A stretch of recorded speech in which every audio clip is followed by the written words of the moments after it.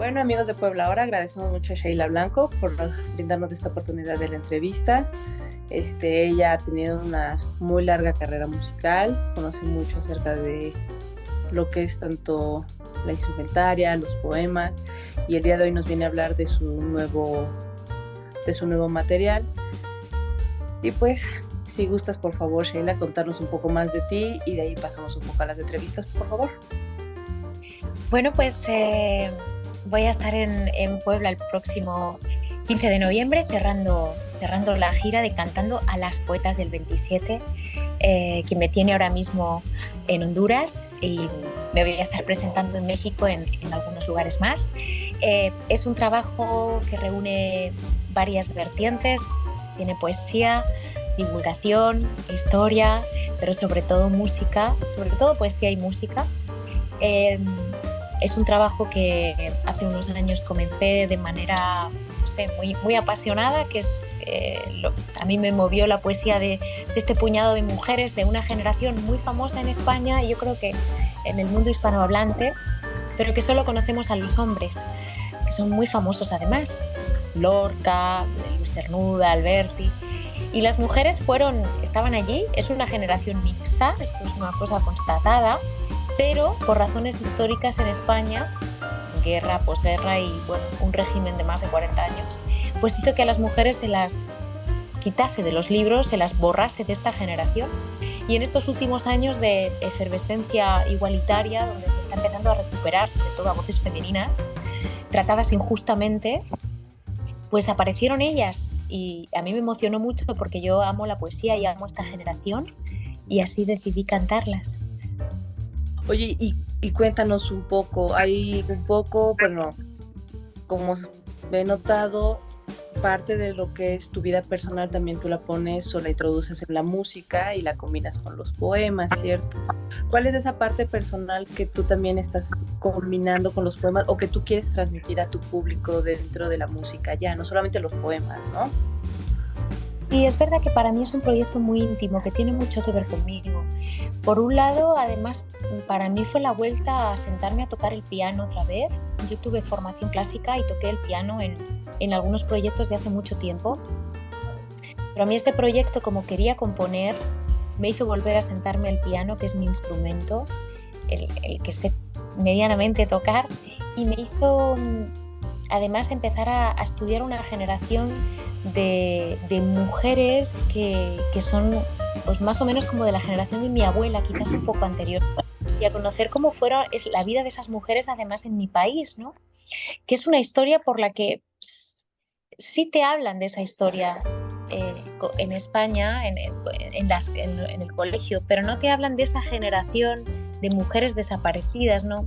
Entonces a mí me llamó mucho la atención, me sentí muy solidaria con ellas, me sentí como que hubo como una especie de llamado ahí en mi cabeza, de tienes que hacer esto, de recuperarlas, y hay un poco en España de recoger un testigo que nunca se recogió, porque como estas mujeres estuvieron desaparecidas, hoy no había gente que las leyera y las recuperara. Entonces, bueno, es verdad que yo me siento personalmente muy involucrada en este proceso, no solo por la música, sino por esa recuperación, ¿sabes?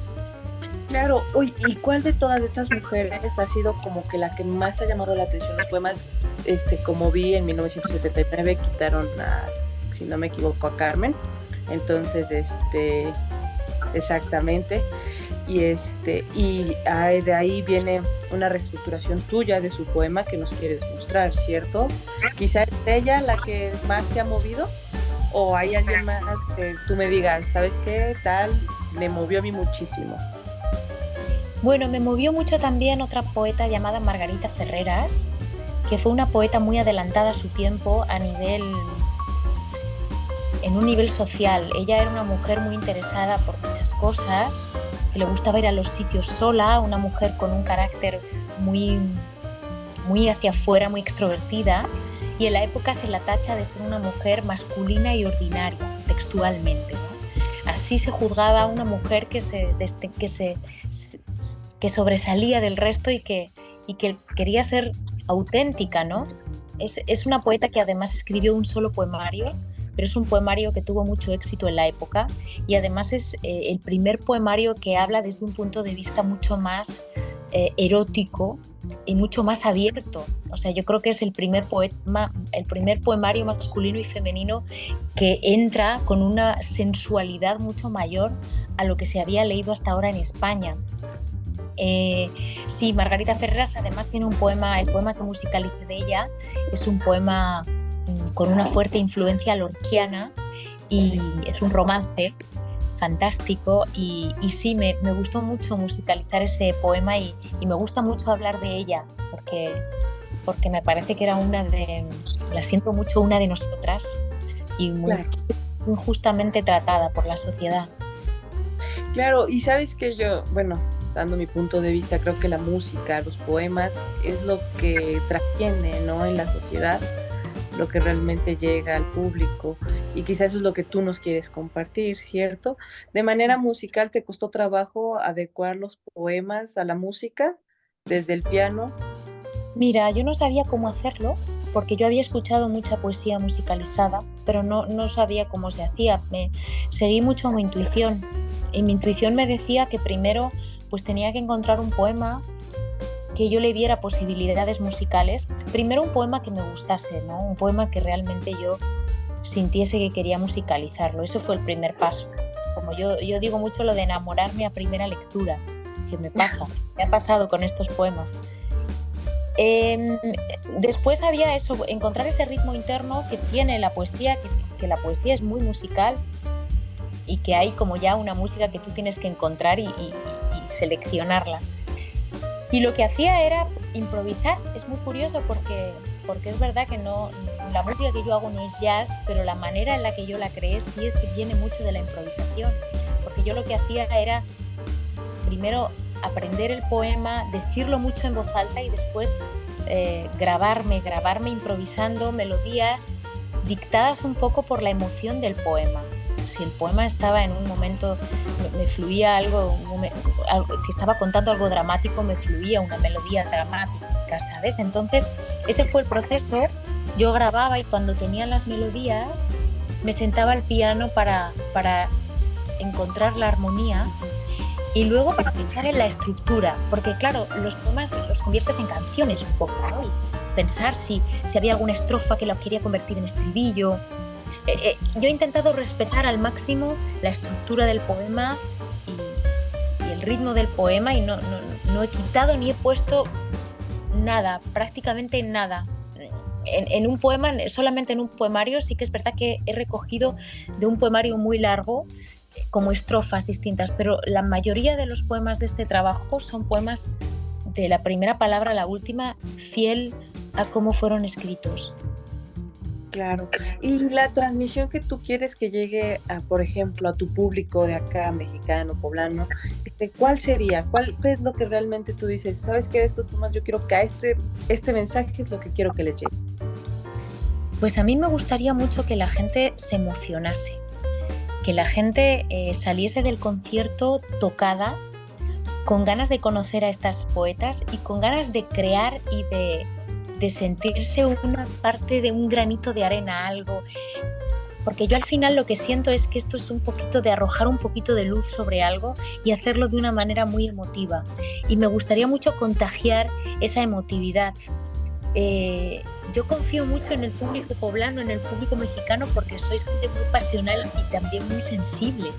Entonces, yo creo que yo intento siempre que la gente en los conciertos entre y se abra y lo sienta y bueno, mi experiencia es muy buena en ese sentido porque yo me entrego mucho y en todo el concierto y existe esa reciprocidad. Claro, y en tu material, dentro de los poemas de todas estas artistas, ¿tú sientes, no sé, que esto es lo que lo distingue, es lo que distingue tu material, el mensaje femenino que tú estás buscando? O digamos, ¿sabes qué? También está abierto a un público masculino, no pasa nada. No, está abierto a un público, te diría que casi más masculino. No, es para todos y para todas y me pone muy contenta cuando se me acercan chicos, hombres en los conciertos y me agradecen dar a conocer a estas mujeres, porque yo creo que hay una cosa muy absurda que ha regido desgraciadamente en nuestro mundo, que es el pensar que el talento tiene sexo, tiene género, que vale más lo que haga un hombre porque lo hace un hombre. No tiene ningún sentido. Es que no tiene ningún sentido. Entonces hay mentes brillantes hombres y hay mentes brillantes mujeres. De hecho, podríamos hablar hasta de la misma proporción. Entonces deberíamos pensar la cantidad de mentes brillantes que nos hemos perdido, mujeres, por algo tan absurdo como eso, como pensar que la mente femenina no era igual. Entonces, realmente yo creo que ya nos estamos dando cuenta. Bueno, hay gente que nos hemos dado cuenta hace mucho, pero yo creo que hay hombres que ahora se están dando cuenta de que hay que ponerle remedio, hay que revisar y hay que sacar a la luz para disfrutar el legado que tenemos. El legado que tenemos ahí también de las mujeres, en todos los ámbitos. Ya no digo de la poesía, yo hablo de todas las disciplinas, en la historia, ¿no? De la historia del ser humano. Sí, por supuesto, eso es real. Y una de esas partes de lo que nos acabas de comentar acerca del talento que no tiene un género, un sexo, lo que tú quieras, es lo que te impulsó a dejar tu carrera de periodismo y dedicarte a la música. ¿Querías incursionar? ¿O qué es lo que a ti te motiva a decir, sabes qué, me voy a dedicar de lleno a la música y quiero ir por el mundo cantando? Pues mira, cuando dejé el periodismo, que luego ha sido muy bonito porque he vuelto con pequeñas colaboraciones a trabajar en radio y en televisión, no de una manera tan dedicada con tanto tiempo, pero he vuelto con la música además. Yo trabajaba en una emisora de radio y era un trabajo de 8 o 9 horas y yo no tenía tiempo para dedicarle a la música, y ahí me di cuenta de que necesitaba dejar todo para dedicarme a la música y probar suerte a ver si podía vivir de la música. Yo tenía muchas ganas de poder dedicar mis días a ir a ensayos, a estudiar, a componer. Y bueno, ya eso ocurrió hace 14 años. En 2009 yo dejé definitivamente el periodismo como tal, como un trabajo, digamos, de oficina. Y aposté por la música. Y bueno, no me llevó no fue una visión feminista de recuperación, porque entonces yo estaba haciendo mis canciones y hice otros proyectos, empecé a cantar me metí en el mundo del jazz. Fue una pasión, un compromiso por la música, que siempre había estado conmigo y que llegó un día en el que la vida me dijo, tienes que elegir. Y bueno, ahí elegí y de momento y yo creo que ya lo voy a estar. Hay que trabajar, es un mundo duro pero muy bonito a la vez. Es un trabajo duro porque es difícil, ¿no? Pero claro, pero hay que. Y de esas experiencias que has tenido en estos 14 años dentro del mundo de la música, ¿cuál dirías? Esta experiencia es una de las más maravillosas que he podido tener. Pues para mí este proyecto, fíjate, Rosario, para mí este proyecto es un antes y un después, primero porque realmente es un proyecto que, como tiene varias vertientes, es como muy 360, y además me lo está demostrando la vida que está teniendo. Yo me siento muy privilegiada porque está teniendo muchos años de vida y siguen llamándome y siguen programándome, porque es un proyecto con un peso divulgativo muy, muy importante. Y bueno, no es como un disco normal, ¿no? Un disco de canciones normal, entiéndeme, normal como, bueno, un disco de canciones uno mismo, y hay cierto tiempo, ¿no?, de duración. Esto es un proyecto atemporal porque en realidad las poetas están musicalizadas y ellas es un proyecto divulgativo, histórico. He hecho en mi vida, y además, como te digo, pues tiene una descripción muy, muy completa. Es poético, es musical, es de composición, es de divulgación, de feminismo, de recuperación histórica, de memoria. Así que sí, yo creo que para mí este proyecto Vendrán otros, espero, después, pero este va a ser muy especial. Fue un punto de inflexión en mi carrera. Claro. ¿Y el público qué tal te ha tratado ahora que lo estás presentando y todo? ¿Les agrada? ¿Cómo lo sientes tú? ¿Te sientes conectada con ellos? ¿Sientes que les está llegando el mensaje? Sí, sí que lo siento. Yo intenté desde el principio hablo con la gente y le cuento muchas cosas y yo los hago muy partícipes de mi pasión y de este proceso de crear el disco. Y es algo que a la gente le llega. Em, Me intento relajar, intento disfrutar, intento hablar como estoy aquí hablando contigo ahora, ¿sabes? Porque creo que eso es una cosa muy importante que a veces en el escenario se pierde. Parece que está el artista cantando inalcanzable, lejos, ¿no? Muchas veces tan cerca y tan lejos.